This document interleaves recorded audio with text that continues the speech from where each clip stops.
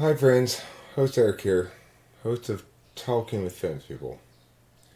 And today, I want to discuss relationships, advice, TED Talks, and other such matters. I have an agenda here, as you can see.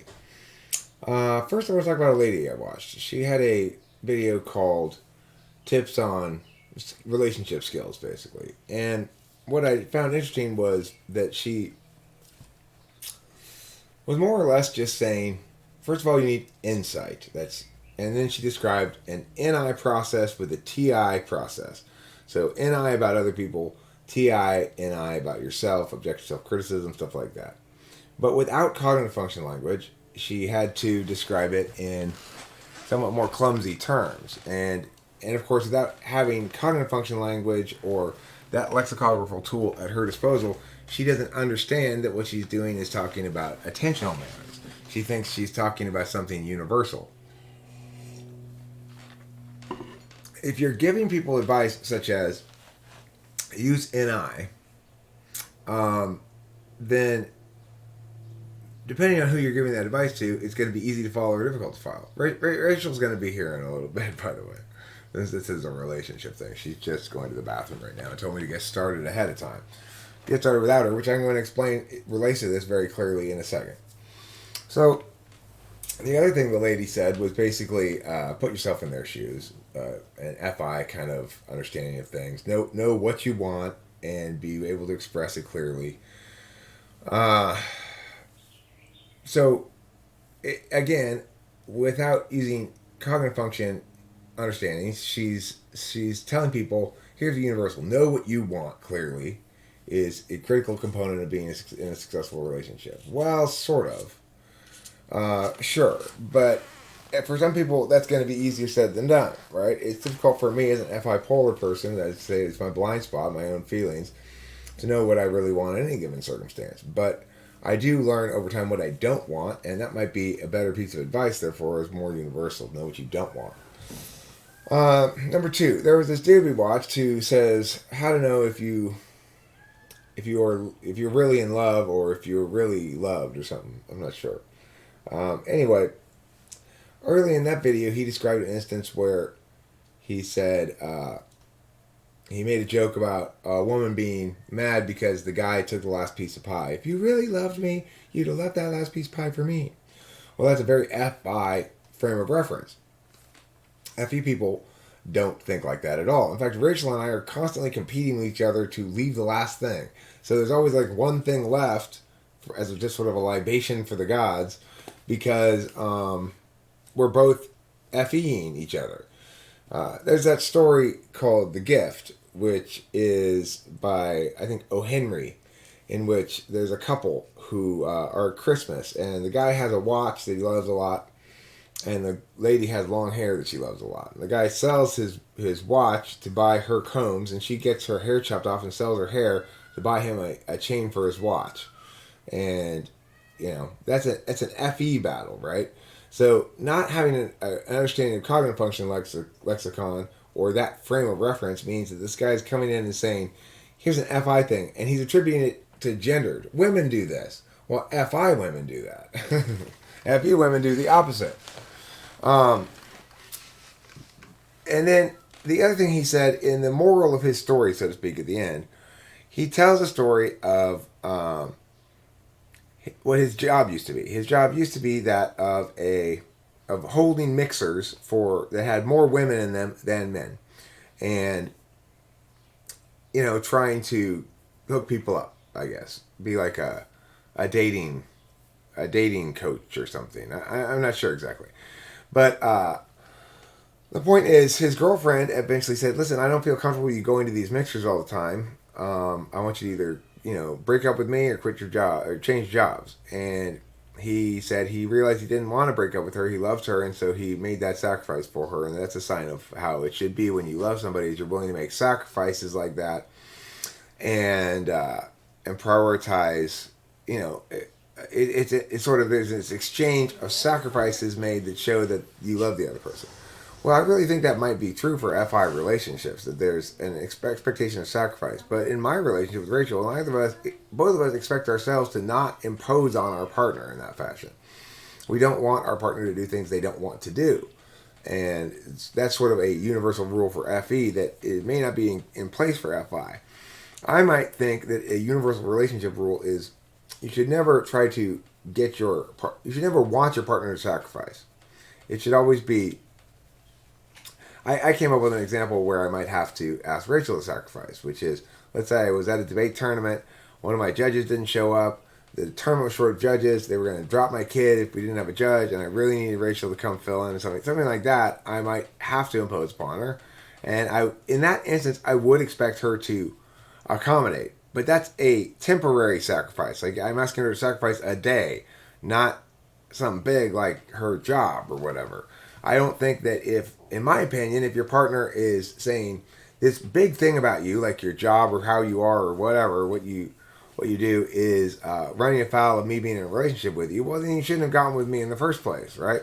If Rachel were to say, listen, I don't like all this talking about the relationship online stuff that you do, Eric. Well, she doesn't say that. She says, I know what I signed up for. She knew who she was getting. She didn't come in wanting me to make big sacrifices or change big things just because I was in a relationship with her now, that she wanted me to be a different person than the one she was initially attracted to. That doesn't make any sense to an FE type. But I think to FI types, it might make sense, So can you scoot a little bit more this way? There. Oh, a little bit more even. We can be close because we're in a relationship. We are. All right, well, we're exactly where we want to be, which is other things Rachel thinks of, like 1 and 2, that she's seen and wants to talk about. Have you seen other kind of relationship videos where you think people are expressing cognitive function biases rather than really universal rules? Or do you have any comments on either the lady or the dude here? So, the lady, I think...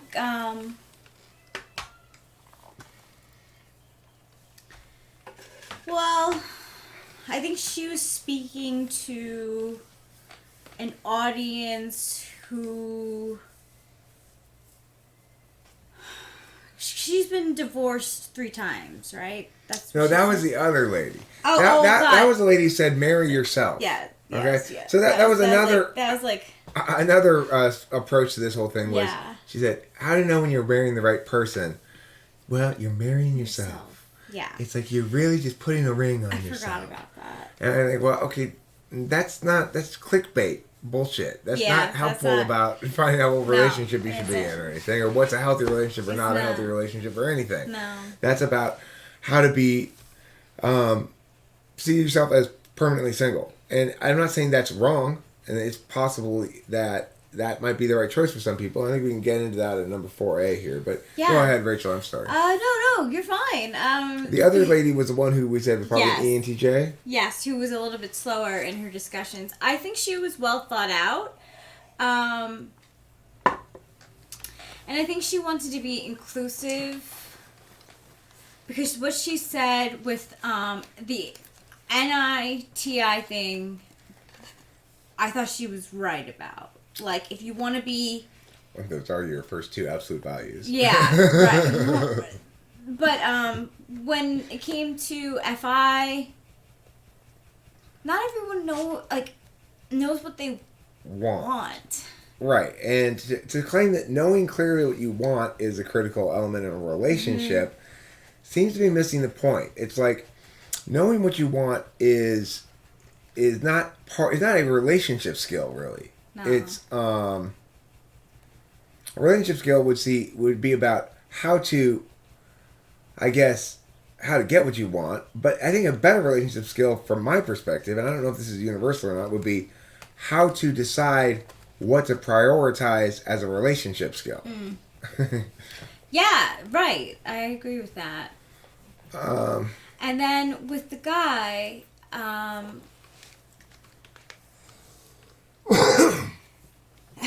well, so what do you think about that notion of making a big sacrifice like that for your partner, of expecting them to change their job? See, I think when a person makes big sacrifices like that, they end up resenting the person that... It's difficult. Unless there's an FI... There could be an FI power exchange in FI couples where what they do is they take turns sacrificing for each other and they get some sort of satisfaction from that. Yes. That's not how we roll. No. We take turns demonstrating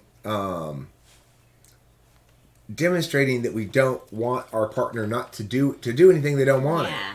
to. We do that exchange instead. I don't ever want Rachel to do anything she doesn't want to do. She doesn't want me to do anything I don't want to do. Right. She wants to make sure, in fact, that we don't produce that kind of resentment, and so do I. Yeah, and that's where I was disagreeing with the guy in the second video, because he was basically saying you must make sacrifices, and not even compromises, sacrifices, in order to mature in a relationship. I mean, and my point is basically just that it's a really FI frame. That might be true for some couples, even though it sounds really weird to our ears. And the central point or thesis of this video is careful listening to things on the internet, because without cognitive functions, people tend to over universalize things that are specific to their cognitive function bias or their observations without realizing what they're doing. Right. Yeah, and he has a lot of biases. He's a relationship coach. So, he's getting a lot of info.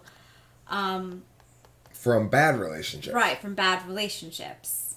Okay, so number 4, what do we actually think are universal relationship skills? Well, we there are not a lot of stuff that really applies to universal, except I think mutuality is one of them. Now, that just by which I mean seeing yourself as a part of a 2-person team. Yeah. It's basically when you're in a healthy relationship, long-term relationship, it ceases to be I and becomes generally we. What are we going to do? What are we going to do? It's just we all the time. Can I say, actually, they say a good test for a healthy relationship, once you get over the hump, they say they say over like three months, if your partner is still saying that's kind of a yellow flag. Because at that time, like when you're developing in a relationship, it's more natural to say we if you're really in it. But if the person is saying, I still specifically saying I note, listen to the person when he talks to third parties. Like, what are you doing Thursday night? Right. What are you doing Thursday night, Eric? That's well, what I mean. I think I don't know what we're doing. I think that's how I would respond. I mean, I might not always, but as a general rule, I probably would. Yeah. Because when I think, well, what am I doing Thursday night? I think, well, I have to talk to Rachel because I don't know, are we doing anything? And I just go default to we. Oops, sounds like there's an animal fight outside. Yeah. I would say, however, that this might not be as universal as I think it is. It may be something specific to SX types. In the Negrum, there's something called the instinctual variance, and it refers to whether people are basically prefer to be thought of as a solo lone operator, part of a 2-person team, or part of a group. Yeah, I saw this YouTube video it was yours. Oh, was it? Yes. And you were saying how SX, it's like birds. Like you can compare it to like a bird relationship because they're mostly monogamous. Mm-hmm. And that's how I feel as well. Like SP would be like leopards or something. What did you say? Well, most cats are SP. In other words, the female cats will hump different males. The male cats will hump different females, and neither of them expect there to be a relationship. No. And then SO would be like gorillas. Or gorillas have a harem. Yeah, or like or a wolf pack. Maybe. Lions too. Lions have prides. Yeah. Pride or harem kind of thing. Harem, yeah. So SX is XP, SO, so sexual, self-preserving and social does have a lot to do with the mutuality and the team. Thanks for bringing me back on point there. Yeah, absolutely. We're a good team, Rachel. Yeah. The thing is, as a couple of SX types, I do believe we're both SX instinctual variants. It's natural that we may be expressing our bias here too.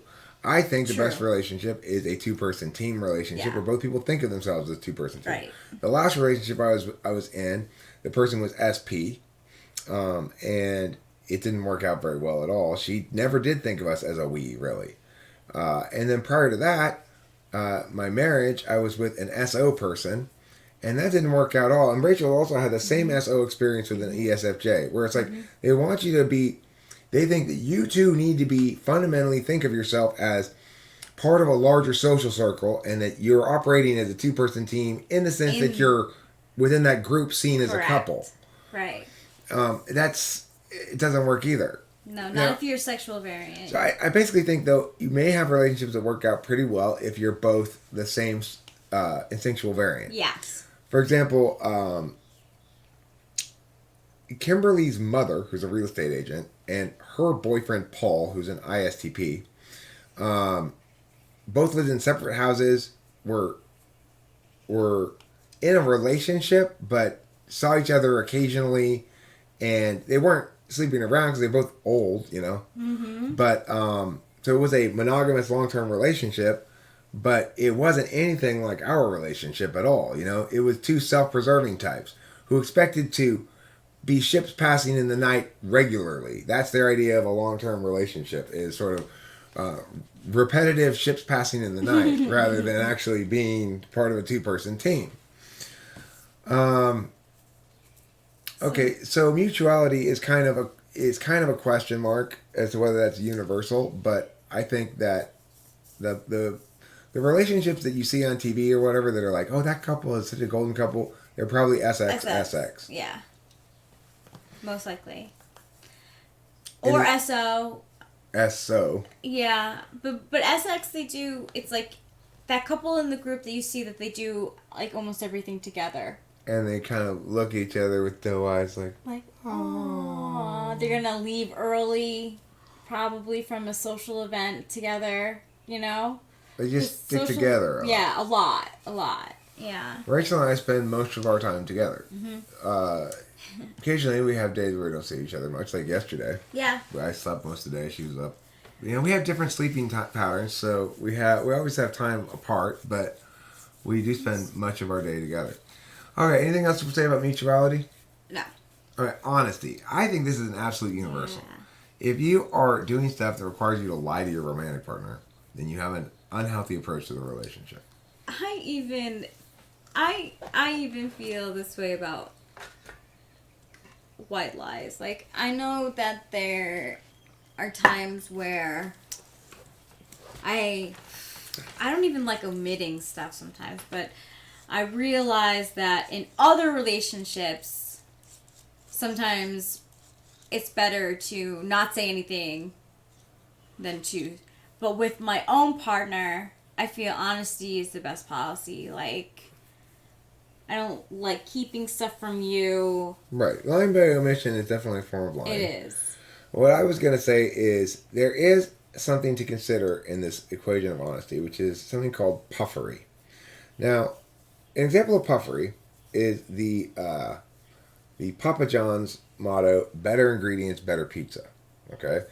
Domino's took them to court to challenge whether or not they could say that, because Domino's says our ingredients are just as good.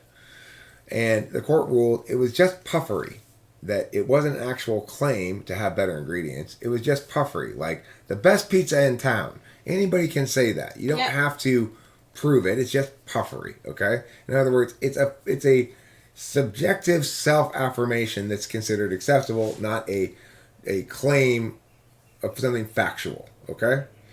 There is this matter of puffery in a relationship too. I take as a general matter of course that plenty of puffery is fine. So I can say, you know, you're my human pageant winner, even though Rachel's probably not ever won a human pageant. Actually. No, I've never. I won a Halloween costume. Okay, so you are my pageant winner. Oh. But let's say she has not ever won a pageant. Let's just pretend she never won one. I could still call her my human pageant winner. Yeah. And that would be not a lie, because that qualifies as appropriate relationship puffery. That's just cute. Like, you know, I call my kitty, I tell her she has purple, she's majestic in her purple mountains. But the truth is, she didn't have any purple mountains. But it's still not a lie. It's still not a lie. It's still the truth, because it's true about my feelings. Yeah. Okay? Mm-hmm. So puffery is an acceptable exception to the honesty rule, potentially. Puffery. I like that. That's like cotton candy. It's like easy. But when I also think that, and people may disagree with me, but I really like going to you when something's bothering me. And sometimes, you know, therapy I think is good. You know, I have talked to counselors before when I'm in a really bad spot. Mm-hmm.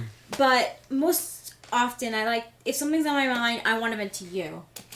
I do think it's kind of dangerous when people go outside of the relationship to coworkers or to Right. It too can close be. to opposite sex friends. Of course, the thing is, you have to endure something that's very different than that. There's no risk of me talking to someone specific about our problems. Yeah. Well, but there's a huge risk of me talking to everybody about our problems. Yes. Yes. That's absolutely. So I'm never 100% gonna. true. I'm not gonna have. But the nice thing about that, of course, is I'm not gonna have an emotional affair because you already know how I talk about how I vent about our shit. I vent about it on the live stream. I can literally see. Yeah. Right. And if there is something that maybe was said and I wasn't in the chat and it upset me, I do go to you. Right. Same thing with you. Sometimes you'll be like, okay, So I think being able to talk to your partner and being able to communicate your concerns and have them taken seriously. There's plenty of red flags. If somebody's discounting your feelings don't matter. You need to listen to me and my logic, for example. Then that's somebody who's not engaged in a healthy fashion with you. There has to be a mutual respect, even where there are differences, especially where there are differences. Right, and I think that's a good segue into the FI protection as a part of the relationship. It is a good segue. Thank you for leading me back on course again. You're welcome. Yeah, you got to protect the other person's feelings. So, if I'm in a relationship with Rachel, and she comes into the relationship, I don't necessarily think much of astrology. I don't really think about it at all, right, let's say. But if you were to ask my opinion, it probably wouldn't be a positive one. But when she comes in, it is not a good relationship habit at all for me to go, astrology, that's stupid. That is not a way to have a healthy relationship. You have to respect the other person's shit, even if you don't respect the thing independent of the other person. You learn what things there are about it you can respect. You try to be a teammate. And I think that's one thing that I am really learning with you, because we have most things in common. We have a lot of taste in common. Except she's incredibly wrong about Cabin Boy. Which I'm just joking. No, but it's okay. It's okay though. Can you, viewing audience? Can you believe this? Rachel did not like Cabin Boy.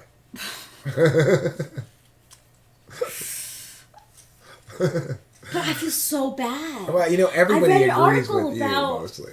I know, but I feel so. But reading that article, because there was like a 15-year reunion or article about it. Yeah, 15 years, and I felt so bad because it ruined careers. It almost ruined the friendship because Adam Resnick and what's his name? Oh, Chris. Red hair beardy guy. Abbott or something? No. The main guy. Chris Elliott. Chris Elliott. Were actually friends.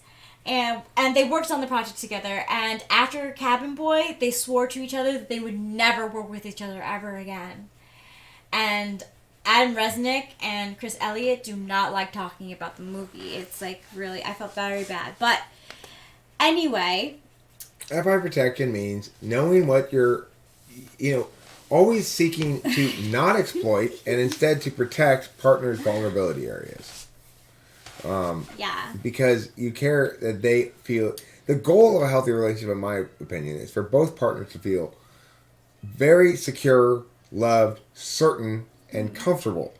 Safe. And safe. For them to know that their partner's got their back, their partner's not going to say something mean to them, that, that in general, they can expect just consistent love and decency from their partner. Affirmation, not negation. Yeah.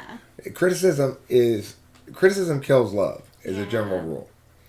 That's something I could put there as a universal. Criticism kills love. It does. Becky taught me that. Wow. Yeah. That is, you can get... You learn great shit from anyone. Anybody. Yeah. FI synergy. FI synergy is... I think. Oh, I love you so much. Oh, I love you so much too. it's that stuff. Okay? That stuff, right? You should have some positive stuff too. Physical synergy combined with your inner feelings bonds you. Everyone knows this, but you don't really think about it too much. I would or also, not everyone thinks about it too much. I would also say that if this were about getting into a relationship, it would be more. There would be something on here about being attracted to your partner too. If this is about how to be in a healthy relationship. If you're already in a relationship with your partner, presumably you've already decided you're attracted to them, or hopefully you have. Or you are actually, I guess, not decided you are. It's very F5 polar. Well, anyway, you're not wrong. You're not entirely wrong. but the point is, it is the case that you should be attracted to your partner sexually, but that's not exactly a relationship skill. Right. So I think that where we are on the list, FI synergy should not be 1. Where we're on this list, it's at 4. So 4D. At 4D. So it's right important. Before other thoughts? Right. Mark? Yeah. And I think FI synergy. Sometimes I've definitely gone backwards. Right, where I go FI synergy, and then I want FI protection, and it's like, well. What's that? We didn't do that. That's not what we did. FI protection basically means being able to walk around assuming that your partner is safe. Yes. So that you're not worrying about them saying Right. You're not worried about saying the wrong thing because they're going to jump on it. They're not worried about doing what they're going to do because you're going to jump on it. Like Rachel, when you came here at first, you were accustomed to living in an environment that made you skittish. Yeah. A good relationship does the opposite of make a person skittish, and that's kind of what the FI protection thing is. Yep, and then the synergy comes after that. It's more rewarding after FI protection when you get the FI synergy, which is the hugs and the mushy things. When you're out at a store and something reminds you of the person, that sort of stuff. Like, it's a bonding. Okay, let's go to E and wrap this up. Other thoughts. What other thoughts do we have about key relationship skills or any other crucial red flags? Obviously, anything violence is always a deal breaker, immediate red flag deal breaker. Kind of goes without saying. But any other thoughts?